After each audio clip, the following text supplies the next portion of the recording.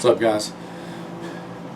Let's start talking about setting up your rifle for a patrol work, okay? Man, this one can go all kind of different directions, right? What I see a tendency of in guys and gals, when I say guys, I'm speaking generically. I'm not meaning to exclude you ladies too. When people set up their rifle, it's very easy to fall into the temptation of setting it up to look like what the cool kids use. It's very easy to set it up of what you see special operations guys, SWAT teams, things like that. Because after all, if they're using them, then it's got to be good stuff, right? Yeah, probably. The problem comes in, it might not necessarily be right for our purpose and usage, okay? Again, we're talking about an armed, prepared citizen as part of a small neighborhood patrol team, etc. We're talking about a catastrophic situation, the crap's hit the fan. It's very easy to get caught up in having all different kind of gadgets and things on your rifle. And a lot of that stuff works great in different situations, but the problem is those situations are different than what we're doing. We're probably not going to be doing what special ops guys do or SWAT teams do or whatever, of kicking in doors and rescuing hostages or capturing bad guys or that sort of thing. Our time is probably going to be spent either standing on guard duty, security, patrolling, neighborhood, property, rural area, whatever.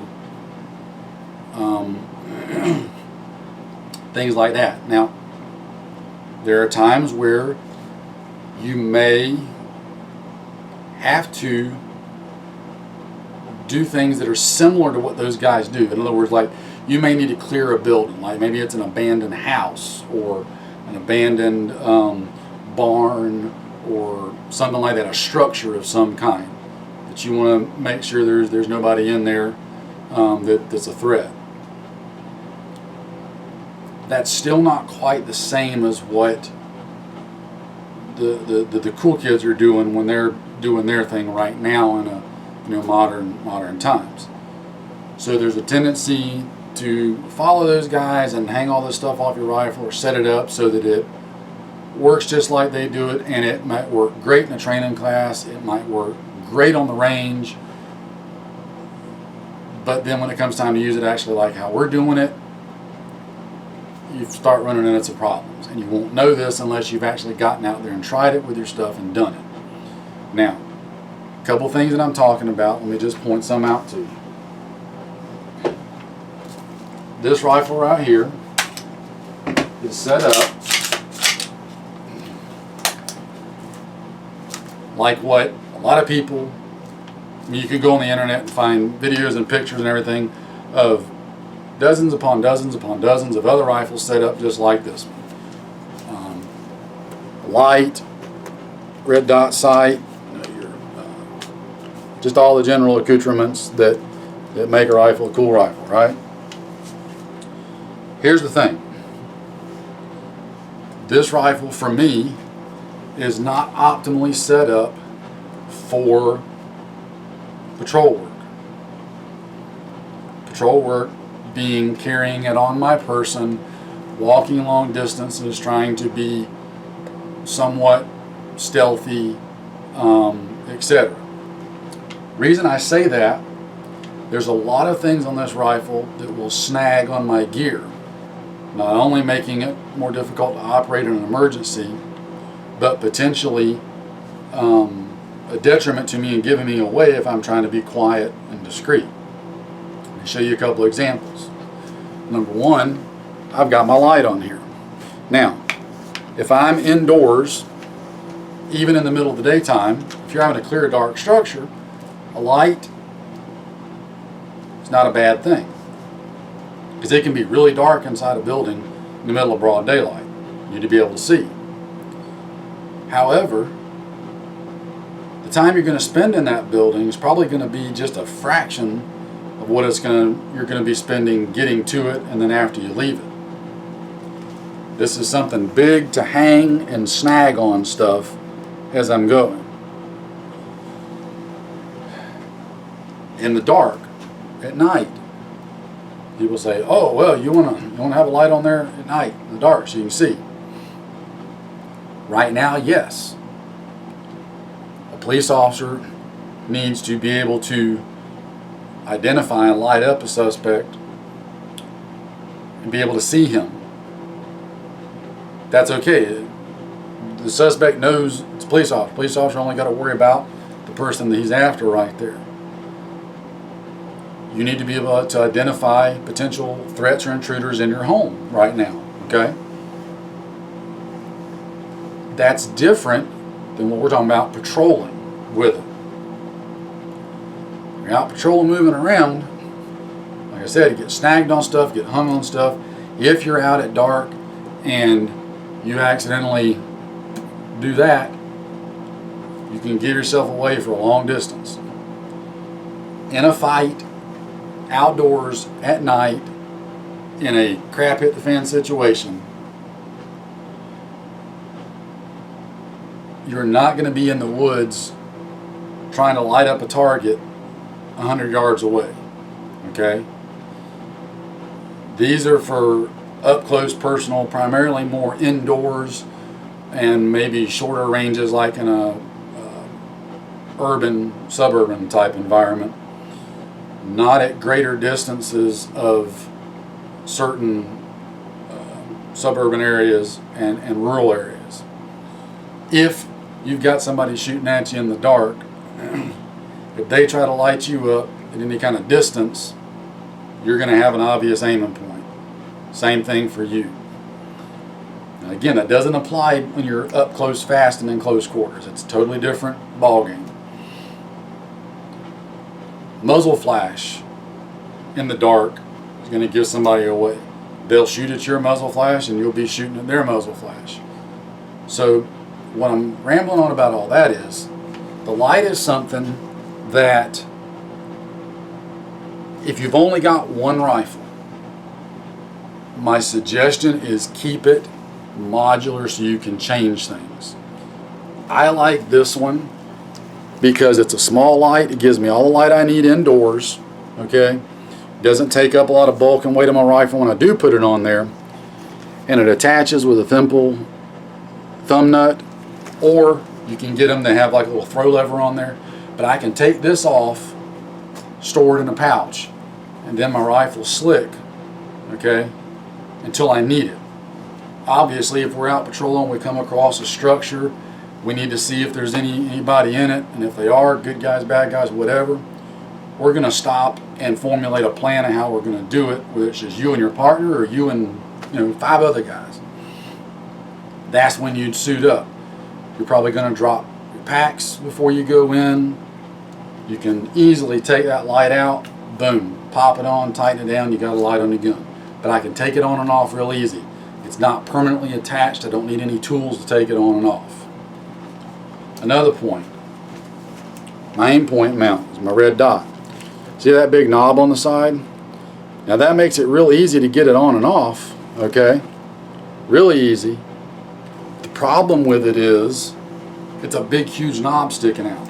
And when I've got my rifle slung, it's grabbing on stuff. And if I have to try to bring it up in a hurry, oh, you see there, it can get hung up on stuff.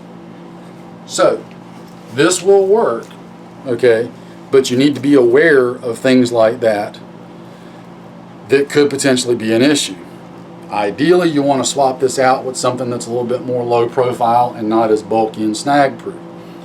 But If that's all you can afford is the mount that comes with, you know, an aim point like this, then by all means, you run the knob. Just be aware of it. Another thing that is all the rage for all the cool guys, and I admit I've used them for years, are larger extended charging handles, okay? That give you more purchase when you're operating your charging handle, right? Well, that's great because everybody wants to be able to rack that charging handle one-handed really quick, right? Get a good purchase on it. You can grab that with one finger and grab it with my hand, however, which is great for on the range, taking classes, that sort of thing. Here's the downside.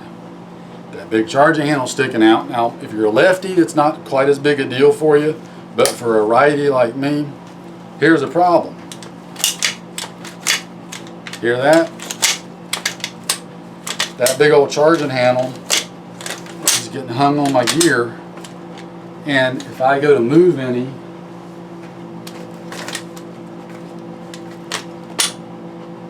it's making noise, even if it doesn't unlock the bolt. Just that. Trying to move through the woods quietly, trying to move through a neighborhood quietly, whatever, I don't need all that clicking going on. So the trade-off is, if I go to a smaller latch on my charging handle, how much am I going to lose of being able to manipulate that charging handle versus the negatives of its size and bulk catching on everything? Personal call for you, the end user, decide. I'm just throwing it out there for you to be aware of it, okay? Now, like I said, this gun is not really my primary patrol rifle. This is my primary patrol rifle. As you can see, I keep the handguard slick, but I've got a detachable light that will easily mount right here on the rail that I can keep in a pocket. So when I need to put it on, boom, I can put it on, and I've got a light on here. Otherwise, I don't have it. It's slick, it's smooth, snag free. On my red dot sight on my aim point, notice how smooth and slick that sight is up against my body. It's because I've swapped out the stock base with this one, which is a throw lever mount from Midwest Industries. All it does is just replace that bottom piece. Now there's a bunch of different companies that make throw lever mounts for all different kind of optics, including most red dot sights. Those are easy to get and install, and makes all the difference in the world of keeping things smooth and snag free on the sides. One of the nice things about this particular mount is you can mount the mount to the base so that the throw lever is on either side. It's your choice which side you want it on. So in my case, I put it on the outside so that up against my body is slick. There's nothing there to catch, okay? And I can still take it off if I needed to, you know, in a hurry for whatever reason. If you were a lefty and you didn't want it on this side up against your body, you could flip it around to this side and have it on the inside right here. Again, just something for you to think about and consider. The only thing I haven't done on this rifle yet, and I'm in the process of doing, is I'm going to be swapping out that big charging handle right here. Okay, I'm going to be swapping that out for a much smaller charging handle latch. In fact, I might even go back to a stock GI latch, just because of the size and the unlikelihood of it snagging on stuff. It's fairly smooth and streamlined. Yeah, it won't be quite as easy for me to rack and do administrative drills with, but honestly, guys, for me, when I go to load the rifle, I'm going to put the magazine in and I'm going to put both fingers on there and pull it like normal, okay? If I have a malfunction or clearance where I've got to do a clearance, I'm going to use both fingers to pull it back and lock it back anyway so I can fix whatever it is that's wrong with it. When I'm doing normal reloads, I'm usually going to hit the bolt catch on the side of the rifle anyway. So I don't feel like I'm trading off that much by going to a smaller latch on this particular gun. Now, mind you, I'm talking about ARs here, and this still applies to pretty much any rifle, regardless of what your choice is, even if it's an AK. AK guys are going to face the same things when you're looking at mounting your light, putting optics on it, etc. The only thing you guys don't have to worry about on like AKs and some other similar type rifles is you've usually got a fixed charging handle that's on the bolt, and it's usually on the off side of the gun anyway, at least for right-handed people. If you're a lefty, and there's not a lot you can do about that because you're going to have the charging handle on the bolt carrier on the right side of the gun anyway. So again, that's just something you gotta work with, and it is what it is. All I'm saying is when you got an option, you got a choice, there you go. So those are just a few things to keep in mind when you're setting up your rifle for patrol work, especially if you've only got one. Try to keep things as modular as you can to where you can take it on and off as needed. Try to avoid things that require tools for you to swap stuff out and take it on and off. Also, try to avoid the Swiss Army knife effect where you're adding just tons of stuff onto the gun, okay? If there's something that you have that is a definite force multiplier, can increase your effectiveness, then by all means, you use it. Just be smart about what it is, and again, try to have it so you can take stuff on and off. Additionally, for being able to take it on and off as you need to use it, if things ever go bad and something breaks and no longer works, you don't want something stuck on your gun that you can't take off, that you got to be toting it around and it's a non-functional item. You want to be able to get it off and ditch it. No point in carrying dead weight and dead bulk around if you don't have to, right? So as far as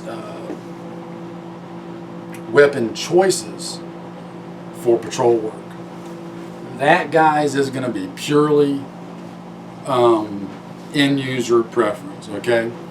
I will tell you straight up, I've got no problem with an AR, no problem with an AK. I don't even have any problems with newer stuff, like for example, I don't know, just a couple that I like, a Tavor or a Beretta ARX or whatever your favorite defensive rifle is. That's up to you. The only caveats I've got is make sure you got plenty of mags, plenty of ammo, some basic spare parts. You know how to work on it and install and change those parts, and that your gun is functional, okay? It doesn't necessarily have to be a 1/4 minute of angle tack driver, okay? I will take a 4 MOA gun that will shoot all day long every day that I know is reliable over a 1 MOA gun that isn't that reliable, okay? Reliability is going to be your number one absolute concern when choosing your rifle. Reliability. Cannot stress that enough. Got to make sure it works. And on that note of reliability, do not buy into what other people tell you about, oh, those aren't reliable or those are reliable, whatever. This is especially prevalent in the AR and AK world. ARs are far more reliable when you use quality parts than what a lot of people give them credit for, and AKs are not nearly as reliable as what some people give them credit for. To be quite honest, I think they're both on fairly level terms as far as reliability goes. That said, some recent internet videos kind of tend to show that maybe in really, really extreme circumstances, the AR even has an edge. Now, of quick note on that. I'm trying to cover everything here for you on the weapons side. Remember when you're watching videos on YouTube here of guys doing extreme weapons tests and everything, it's usually extreme, okay? Usually you're not going to end up facing or doing the same thing with your weapon as what they're doing in these tests that are usually at the far end of the spectrum, okay? So keep that in mind. As long as you can drop down on the ground and maybe accidentally land in a mud puddle or something, and your gun still work when you get up and go, then that's fine. Just because your particular choice of gun might not work when it's completely buried under just, a barrel full of, soupy, liquidy mud, it doesn't mean it's not going to work if you just have to go prone in a mud puddle real quick and then get up and go, okay? So keep that context in mind there on that note. The only other thing I'll point out, guys, is your sling. You want a sling on your rifle, okay? Again, you don't have to get caught up and get fancy like the cool kids. A simple 2-point sling is going to work great. I'm probably going to be changing some of mine out. I actually want a nice padded 2-point sling, because patrol work is not the same as what is usually done in most current training classes, what you do on the square range practicing, what law enforcement does, kicking indoors like a SWAT team. I will tell you now, if you try to run a single point sling, and when the crap's hit the fan and you're trying to be out patrolling, it's gonna suck, okay? It's really gonna suck. Single point slings are not made for that kind of use. Your rifle is gonna spend more time slung on your body than it is in your hands. You're not gonna carry it mile after mile after mile after mile. Eventually you're gonna wanna let that thing hang to take some weight off your arms, but it still needs to be in a ready position, okay? It's not going to be like hanging a single point right here like we can on the range, so that we can come up with that single point and do our fancy shoulder swaps and all that. That's great for high-speed CQB work, your SWAT team kicking indoors going after a bad guy, right? Not so much when you're out patrolling all day through the woods or your neighborhood or whatever. Or standing guard duty. Gets real uncomfortable real fast. Simple 2-point sling that you can, I know you can't see too much in here, but I've got it just so that it's just hanging right here. I can have my hand on it and I can bring it up when I need to. Think too about how you wear the sling. Have some adjustability in it so that you can adjust it if you need to. If you need to tighten it up for administrative purposes, or if you need to loosen it out. I tell you right now, longer and looser is going to be better whenever you're out patrolling, and you'll probably find yourself steadily lengthening that thing out to give you more freedom of movement when you go to manipulate it and do stuff.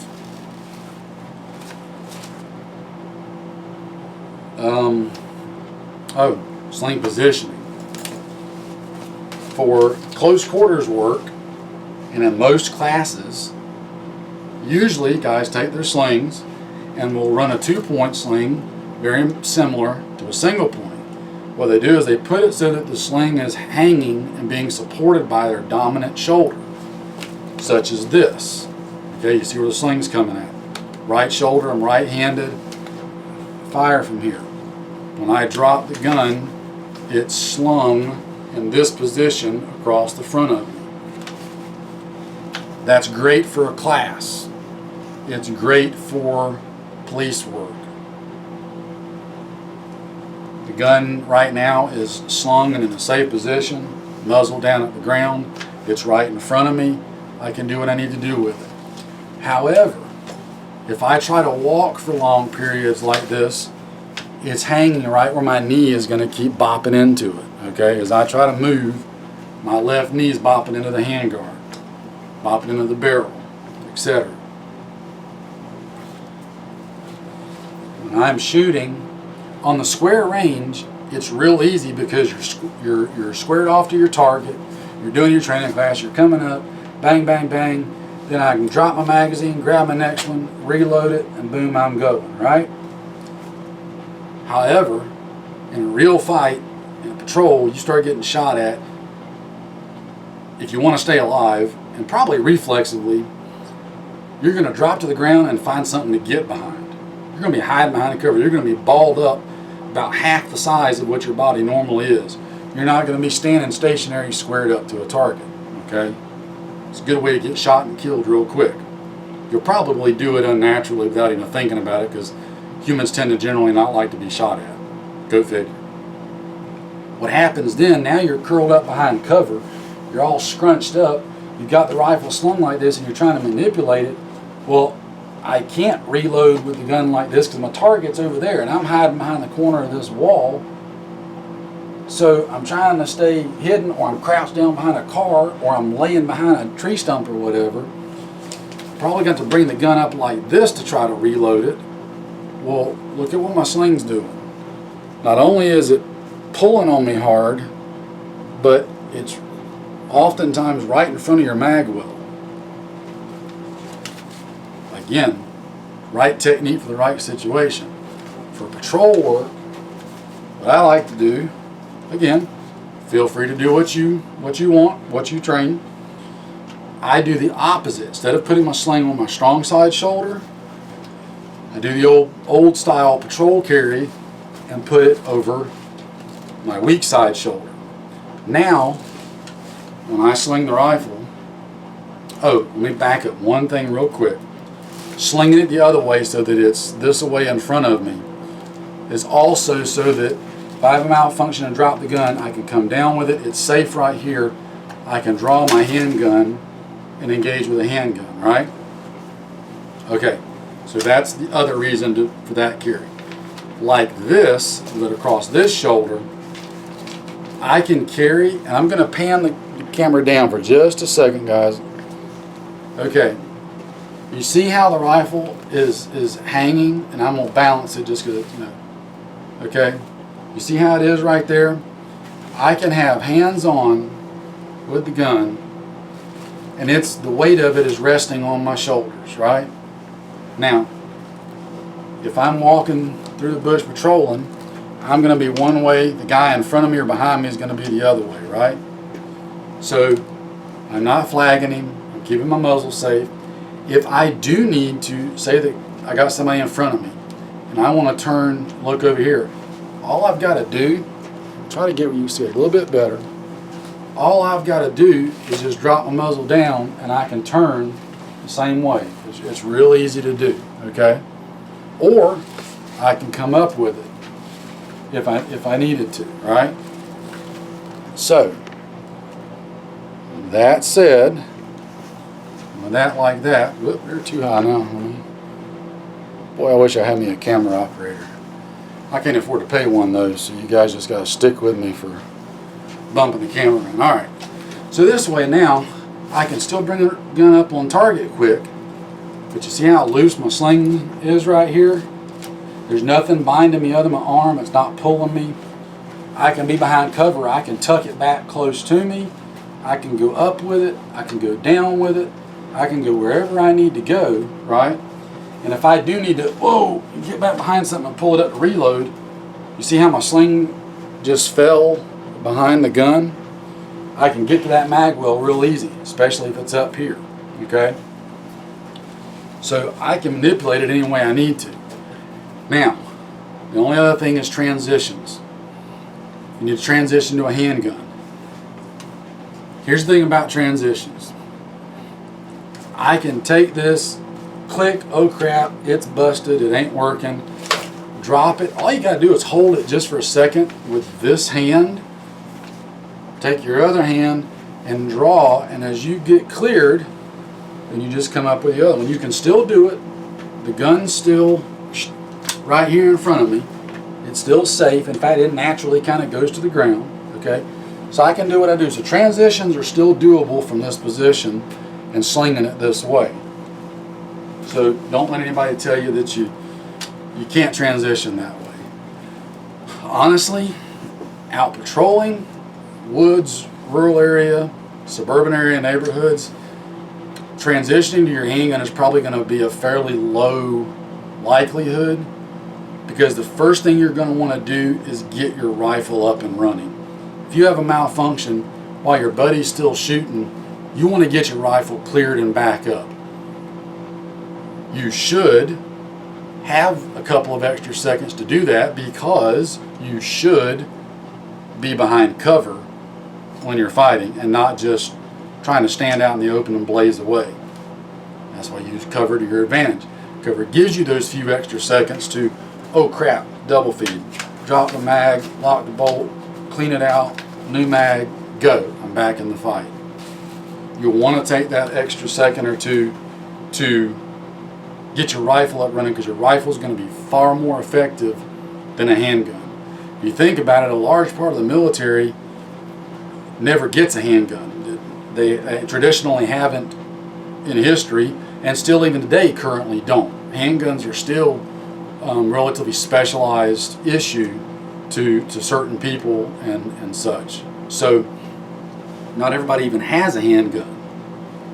I advocate having one by all means, especially as a two-man team, because if this does break and doesn't work anymore and you can't fix it, then yeah, you still want to have something to be able to continue shooting with, even if it's just something to make noise with so the other guy knows he's still being shot at. So, I'm not saying don't have a handgun, I'm just saying don't get wrapped around transitioning as your automatic default. Kind of program yourself to take a look, figure out what's going on with that rifle and get it fixed, because the rifle is going to be far more effective than a handgun. Alright, we've rambled on forever. Number one point here with this, guys, is think about when you're choosing your rifle and setting it up for patrol work.